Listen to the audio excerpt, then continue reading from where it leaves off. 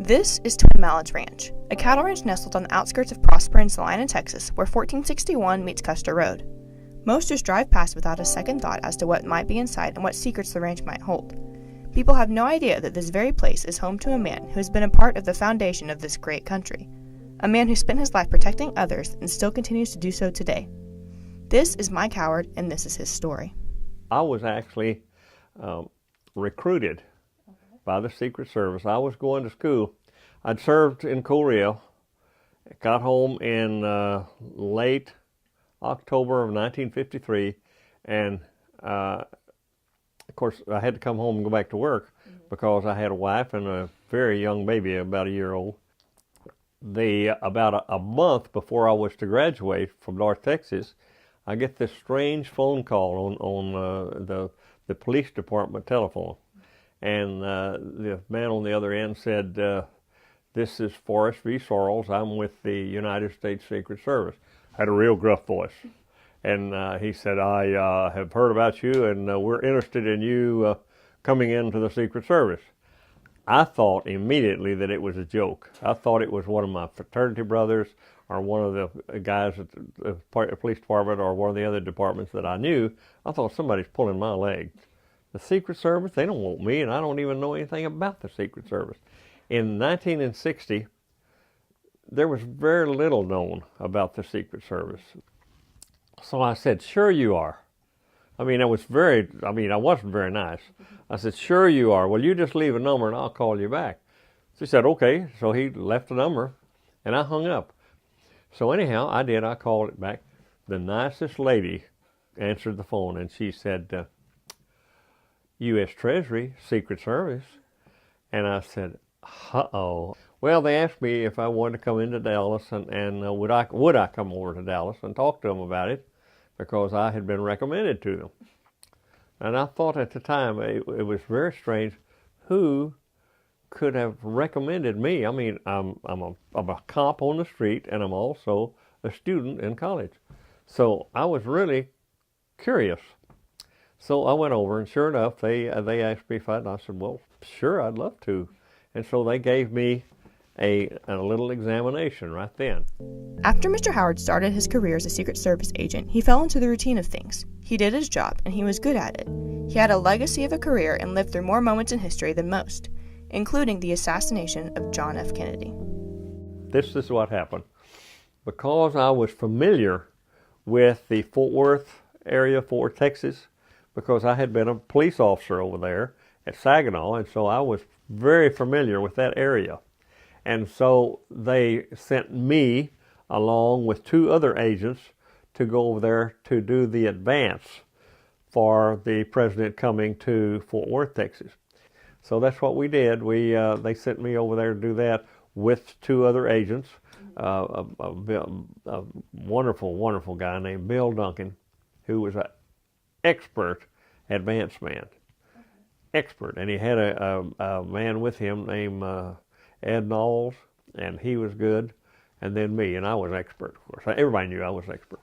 At least I thought I was. But anyway, so we did the security setup for Fort Worth. That's what I did. That was the day. See, that's going to be the night before and the day of the assassination. We took President Kennedy and Mrs. Kennedy, Vice President Johnson, Governor Conley, Lady Bird and Johnson and Nellie. We took them in a motorcade out to Carswell Air Base to get on Air Force One and Air Force Two. And our job then was to go back to the hotel where the President and Mrs. Kennedy had stayed and do what is called a sweep of their rooms. They were in a suite, and we did a sweep of the suite. That sounds kind of, but anyhow, and that's what we were doing. We had just finished and were on the way out of the room. We had the TVs on. There were 3 TVs in there. And so the TVs were on, and so we heard something on the TV said, "There's been a shot fired in Dallas." This is from the United Press from Dallas. President Kennedy and Governor John Connally have been cut down by assassins' bullets in downtown Dallas. And so when we heard that, we didn't stop to see what it was. We went straight downstairs, and we went in the first car that we could find, and we went straight to Parkland Hospital. After the death of Kennedy, Howard still had a job to do, now under President Johnson. His first assignment was not what most would want to have, but he took on every challenge with a manner of professionalism and grace. Howard was placed in charge of watching and protecting Lee Harvey Oswald's family in the aftermath of the assassination. I was on the stairs going into Air Force One when a phone call came, and one of the agents called me to the phone, which we had telephone set up down at the bottom. And I got this phone call, and it was from one of our inspectors, and he said, "The President wants you to take the Oswald family into protective custody." Well, when we found them and took them into protective custody, we actually kidnapped them from a Time magazine reporter. A Time magazine reporter and his partner had taken them out to the executive inn, and as we got out of there and we're going down the highway 114 in fact, that came over the radio that he had been shot and was on the way to the hospital.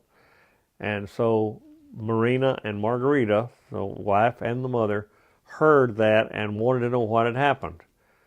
Well, Chuck, this other fellow, he said, "Well, Oswald has been shot." He didn't call him Lee, he called him Lee. He said, "Oswald's been shot. They're taking him to the hospital." Well, Marina said, and she said it in Russian, that she wanted to go to the hospital. "I want to go to the hospital." And I got the hospital part, and I was driving.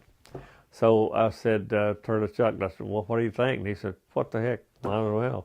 So we turned around and came back, and we went to the Parkland Hospital. We go in and we view the body, and Marina never shed a tear. With the assassination in his past, Howard moved on to his new assignment underneath President Johnson, the head of Lyndon Johnson's detail. In doing this, Howard and Johnson formed a bond that would not be easily broken. I did everything under the time that President Johnson was president. I went to the White House. Was assigned there. They assigned me then to Linda Bird Johnson, who was a junior, starting her junior year at the University of Texas. So guess what? I was shipped down to Austin, Texas, and I worked with Linda Bird while she was at Kinsolving Dormitory, and myself and 4 other agents were assigned to her there. And so we went to classes, we went on dates, we did just about everything. And then they made me head of her detail. They made me the SAIC, we call it, which is Special Agent in Charge of the Linda Bird Johnson detail. Her code name was Velvet. Now, when President Johnson decided not to run again, everybody was shocked because he had another term he could run.